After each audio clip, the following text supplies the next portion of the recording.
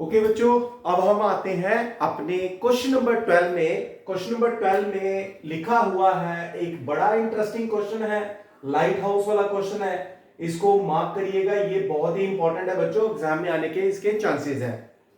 मैं हर चैप्टर की वीडियो में साथ साथ आपको बताऊंगा कि कौन सा क्वेश्चन आपने जरूर प्रिपेयर करना है।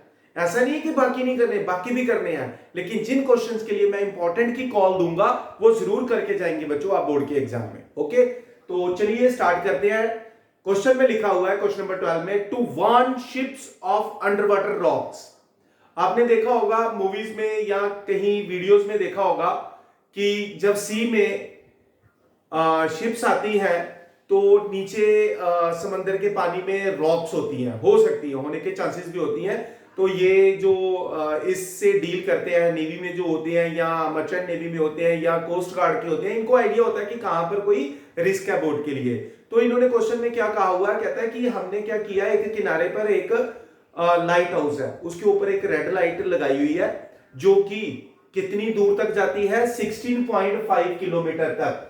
16.5 किलोमीटर तक। वो क्या कहता है कि एक लाइट हाउस है जहां पर उन्होंने एक रेड सिग्नल दिया हुआ है, किसके लिए, शिप को वार्निंग देने के लिए कि यहां पर कोई रॉक वगैरह हो सकती है। ठीक है बच्चे, ये तो वो लाइट जैसे जा रही है, फ्लैश की तरह जा रही है। ठीक है, लाइट कैसे जा रही है, एक फ्लैश की तरह जा रही है। Is it clear? मान लो यहां से एक पॉइंट से हम लाइट को फ्लैश कर रहे हैं तो लाइट इस तरह से फ्लैश हो रही है, तो फ्लैश होते हुए वो क्या कर रही है, 80 डिग्री का एंगल बना रही है। कितना? 80 डिग्री का एंगल बना रही है। इस तरह से लाइट फ्लैश करते हैं ना हम, कहीं ना कहीं किसी ना किसी वीडियो में देखा होगा। तो कितनी दूरी तक जा रही है, 16.5 किलोमीटर तक जा रही है बच्चों। ये शिप को वार्निंग देनी है, इतना तो डिस्टेंस होगा ही होगा। तो वो कहता है बताइए कि ये जो लाइट फ्लैश हो रही है ना, इसने कितना एरिया कवर किया, ऐसे। तो यानी कि ये मुझे शेडेड पोर्शन कैलकुलेट करना है। यानी कि अगर हम उस लाइट को, मान लो इस पॉइंट से लाइट आ रही है तो लाइट की फ्लैश इस तरह से है, तो यदि मैं इसको एक इमेजिनरी सर्कल में कन्वर्ट कर दूं तो यानी कि मुझे क्या कैलकुलेट करना है, इसमें एरिया ऑफ ए सेक्टर। वो जो इमेजिनरी सर्कल बना हुआ है ना, उसका जो सेक्टर है, यहां पर लाइट जा रही है, फ्लैशिंग एरिया, वो कैलकुलेट करना है बच्चों। तो बहुत इजी है बेटा। तो यहां पर हमें क्या दे दिया, आप खुद समझदार है। ये जो लाइट कितनी दूरी तक जा रही है, ये बन गया हमारा रेडियस। तो रेडियस कितना आ गया, 16.5 किलोमीटर प्यारे बच्चों। तो हमारे पास ये पॉइंट ए आ गया, ये पॉइंट ओ आ गया, ये पॉइंट बी आ गया। तो एंगल ए ओ बी कितना दिया हुआ प्यारे बच्चों, दैट इज 80 डिग्री। क्या दिया, 80 डिग्री।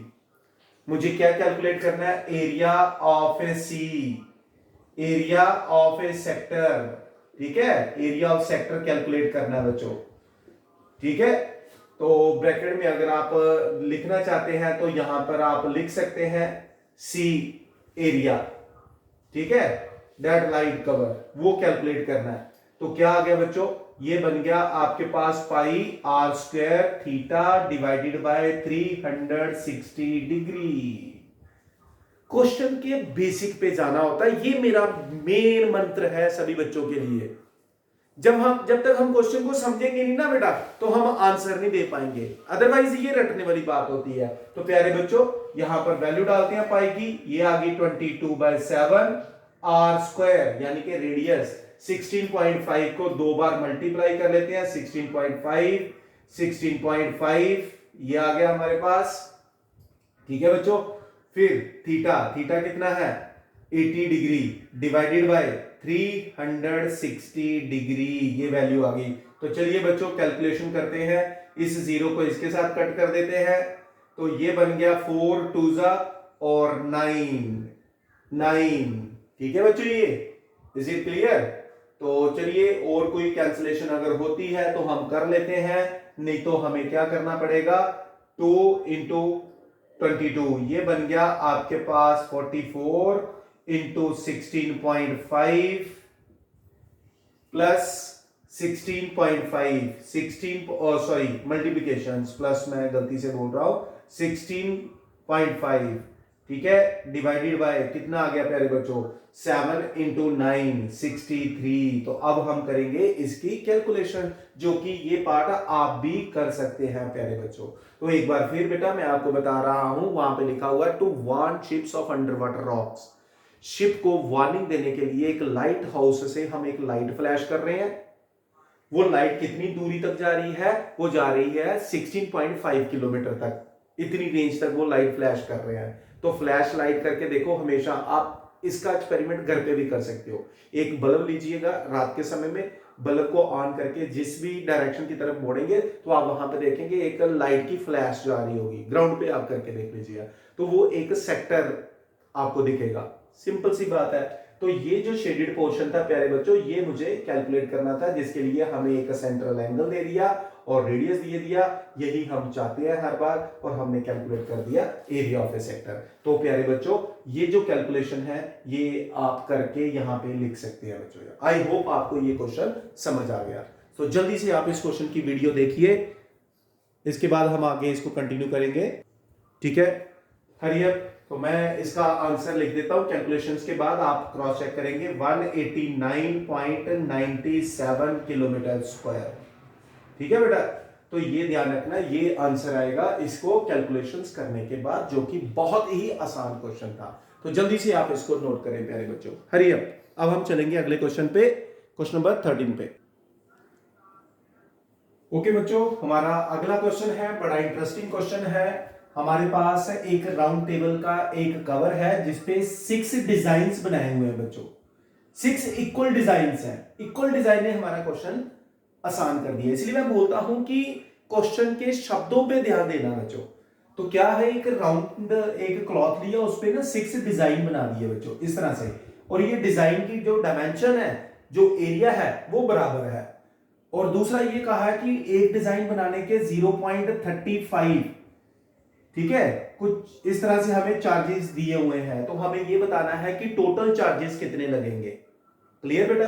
तो सबसे पहले अगर हम देखें, ये अगर सेंटर है तो प्यारे बच्चों ये डिस्टेंस OA एक रेडियस का काम कर रहा है, तो ये भी हमारे पास एक रेडियस आ गया। तो अगर हमें इसका एरिया निकालना है तो ये तो एक सेगमेंट है, ठीक है, हम एक सेगमेंट का एरिया निकालते हैं, उसको 6 से मल्टीप्लाई कर देंगे, टोटल एरिया निकालते हैं पहले, उसके बाद हम कॉस्ट से मल्टीप्लाई करेंगे तो टोटल कॉस्ट आ जाएगी। ये हमारा क्वेश्चन है। तो एरिया ऑफ सेगमेंट कैसे निकालते हैं बच्चों? सर बहुत इजी है। कैसे? ये O सेंटर ले लो, दिस पॉइंट इज A, तो हम क्या करेंगे, एरिया ऑफ सेक्टर निकालते हैं, उसमें से एरिया ऑफ ट्राइंगल माइनस कर देते हैं।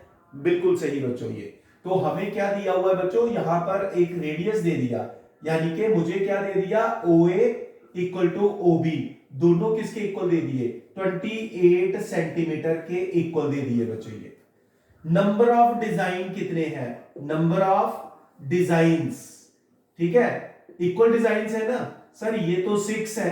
तो बेटा इसका मतलब है कि सेंटर पर एंगल जो है ना AOB, ये 6 डिजाइन है ना, तो ये इसका मतलब ये एंगल जो है और ये जो एंगल है, ये सारे इक्वल एंगल बन जाएंगे। ये तो टोटल एंगल कितना हो गया, जैसे ये देखिए, ये सारे इक्वल हो जाएंगे क्योंकि डिजाइन इक्वल है, आप कह रहे हो, ठीक है ना। क्वेश्चन में ये कहा गया कि डिजाइन इक्वल है, तो इसका मतलब ये 6 पार्ट्स हैं, ये सारे इक्वल एंगल बना रहे हैं। तो हम एक काम करते हैं, टोटल एंगल कितना हो गया, 360 डिवाइडेड बाय 6 डिजाइन, तो हमारे पास सेंटर पर एंगल निकल गया 60 डिग्री, बात खत्म होगी। अब ये अगर 60 डिग्री है, ठीक है, तो इसका मतलब ये हो गया कि ये साइड इक्वल होने की वजह से ये एंगल भी इक्वल होंगे, इसका मतलब ये भी 60 डिग्री आ गया। इसका मतलब ये हो गया angle A is equal to angle B, ये भी 60 डिग्री के आगे बच्चों। इसका मतलब ये हो गया कि ये जो ट्राइंगल है, कौन सा, AOB, ये एक इक्विलेटरल ट्राइंगल है। बस, तो एरिया ट्राइंगल तो अब हमारे पास निकल जाएगा, इक्विलेटरल ट्राइंगल है, ठीक है ना। इसका मतलब एरिया ऑफ ट्राइंगल, ये जो ट्राइंगल है AOB, इसका एरिया। बच्चों क्वेश्चन को समझना होता है, एक गोल कपड़ा लिया, उस पर डिजाइन बनाने हैं, 6 इक्वल डिजाइन बनाने हैं। ये डिजाइन मैंने यहां पर बनाने की कोशिश की है, तो ये एक सेगमेंट का काम कर रहा है। तो एरिया ऑफ सेगमेंट हमेशा कैसे निकालना है, एरिया ऑफ सेक्टर में से एरिया ऑफ ट्राइंगल माइनस करना होता है। पहले भी हमने 4-5 क्वेश्चंस में ऐसा किया। तो ये हमारे पास सारी समरी आ गई। ठीक है बच्चों, ये चीज एंगल निकालना कितना आसान था, क्योंकि ये एंगल हम जानते थे बराबर है। तो 360 डिवाइडेड बाय 6 पार्ट्स, अगर ये 8 होते तो 360 डिवाइडेड बाय 8, अगर ये 10 इक्वल पार्ट होते तो 360 डिवाइडेड बाय 10 कर देते। सिंपल सी बात है। और क्वेश्चन बन सकता है। तो एरिया ऑफ इक्विलेटरल ट्रायंगल क्या होता है, √3/4 इंटू साइड स्क्वायर, यही होता है ना बच्चों। तो चलिए इसकी वैल्यू डालते हैं, √3/4 इंटू साइड स्क्वायर। साइड कितना है बच्चे, साइड यानी कि रेडियस 28 इंटू 28 का स्क्वायर यानी कि 28 इंटू, तो ये बेटा इसको कैंसिल आउट कर लो, 4 ये आ जाएगा 7, तो ये बन जाएगा आपके पास √3 इंटू 7 इंटू 28। तो जब हम इसकी वैल्यू 1.73 अप्रोक्सीमेट डालेंगे तो ये कैलकुलेट होके आ जाएगा बच्चों 333.2 centimetre square area of equilateral triangle. अब हम कैलकुलेट करेंगे एरिया ऑफ सेक्टर। तो एरिया ऑफ सेक्टर किसके इक्वल आ गया बच्चों, एरिया ऑफ सेक्टर का फार्मूला क्या होता है sir, πr² theta upon 360 degree. तो प्यारे बच्चों area of sector, therefore area of a sector value डालते हैं हम इसकी। ठीक है, पहले क्या आ गया 22/7, 28 का स्क्वायर यानी कि 28 into 28 into theta 60 degree divided by 360 degree. पहले आप देख लो कि ये क्या और कैसे कैलकुलेशन आई।